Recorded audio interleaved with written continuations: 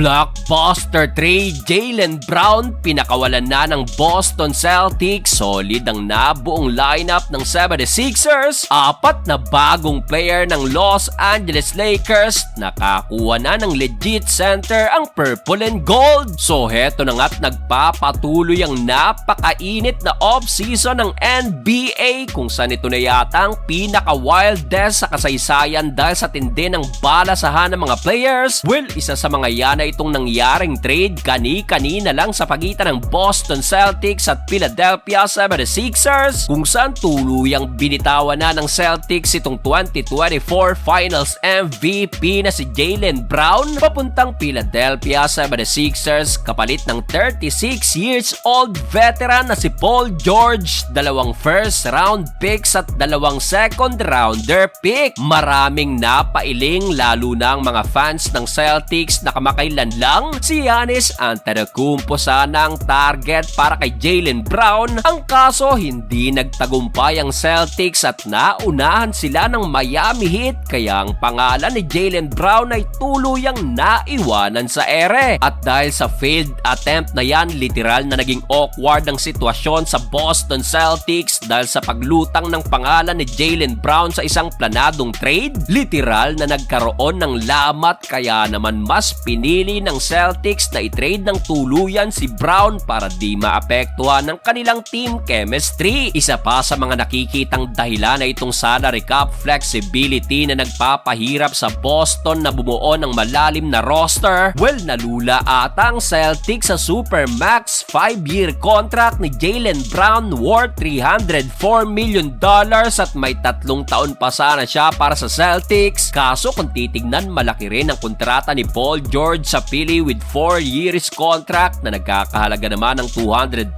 million. Pero 2 taon na lang ang kontrata ni PG, kasama na dyan ang player option, kaya't kahit papano nagkaroon ng relief sa kanilang cap for the next 2 years. At hindi lang yan, nakakuha pa sila ng dagdag na draft capital na mapapakinabangan sooner or later para sa Boston Celtics. Well, future na lang din siguro ang habol ngayon ng Celtics. Giannis na naging Paul George pa, which is naging kabaligtaran naman para sa Philadelphia 76ers. Grabe at literal na naging contender bigla itong kanilang lineup with Jaylen Brown, Tyrese Maxey, VJ Edgecombe at Joel Embiid. Yun nga lang, may history si Brown at Embiid matapos niyang tawaging floppers itong si The Process. Bukod dyan, mapunta na tayo sa Los Angeles Lakers, kung saan matapos ihayag ni LeBron James na hindi na siya babalik pa ng purple and gold sa susunod na season, heto't mabilis na umaksyon ngayon si Rob Pelinka na sunod-sunod ang naging development sa LA. Bukod kay LeBron, umalis na rin ang sharpshooter na si Luke Kennard na napunta naman sa Phoenix Suns na tumanggap ng 2 taong kontrata worth $13 million.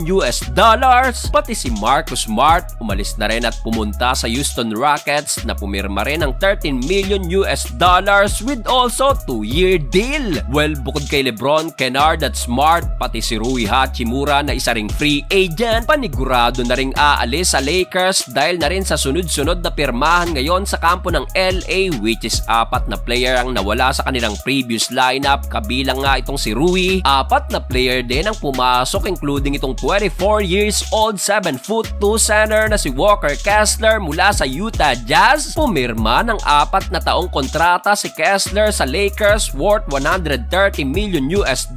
Solved na bigla ang request ni Luka at malaking tulong ito sa interior defense ng Lakers dahil kilala si Kessler as a rim protector at rebounder na nag-average last season ng 14 points, 11 rebounds at 2 blocks per game. Bukod kay Walker Kessler, kinuha rin ng Lakers itong 27 years old 6'9" stretch big man na si Sandro Mamukelashvili. Pumirma rin ito ng 4 na taong kontrata worth $52 million. Isa namang legitimate shooter na nag-average last season ng 11 points, 5 rebounds at 2 assists per game. Bukod sa dalawang big man na yan, kubuha rin ng backcourt tandem ang LA na posibleng maging kapalitan ni AR at Luka Doncic. Pumirma rin ng 4 na taong kontrata si Quentin Grimes sa Lakers worth $60 million. Quality addition din ito na nag-average naman last season sa Philly ng 13 points, 4 rebounds at 3 assists per game. Well, isa pa sa mga naging key addition na itong si Colin Sexton mula naman sa Chicago Bulls na nag-agree naman sa 2-year deal contract worth $19 million. Isang highly efficient scorer na nag-average naman last season ng 15 points, 2 rebounds at 3 assists per game, shooting 40% beyond the arc. Literal na nagpabata ang Lakers sa tuluyang nakumpleto ang core ng kanilang lineup dahil na rin sa request ni Luka Doncic.